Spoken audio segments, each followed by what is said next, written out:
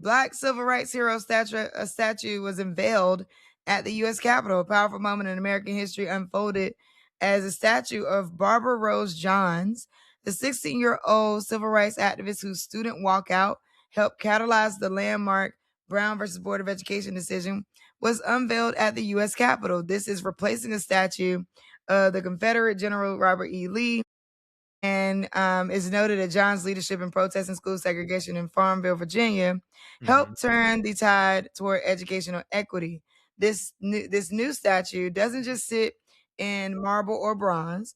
It stands as a symbolic shift from a legacy of segregation to one of empowerment. Even as modern issues like school resegregation and funding disparities persist in many districts nationwide, it's deeply meaningful for Black history to have this statue be placed as a beacon for ongoing struggles for justice and equity. You know, when we choose whom we honor in our halls of power, we choose the values we pass on. And it's like, it's so interesting to see this moment we're living in. We're like, we can have that happen at the Capitol. Meanwhile, we have all these bills and things coming forth to knock out set aside some minority business owners. You know, it's like, it's just, what are y'all trying to do to us psychologically? What is happening? Like, you know, the How government, did this come about? I wonder, like the backstory of. it had to be years in the making. Well, absolutely, because the South, the compromise of no victor, no vanquished, which is the term that was used for the reconciliation between the North and the South, allowed them to keep their heroes.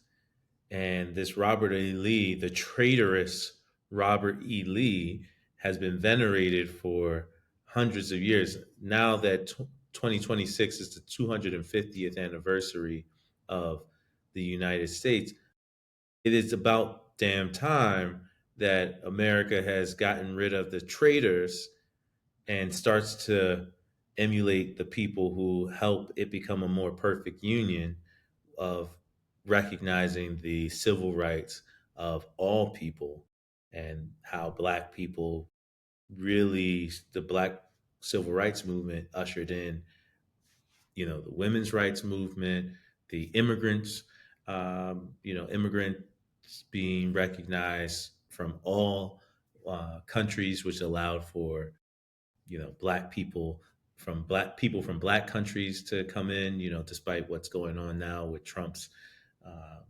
recategorization of most Black countries as just basically the shutdown of immigration. So I'm glad that this is happening. I wonder if it won't be reversed. So I think it's something to watch out for.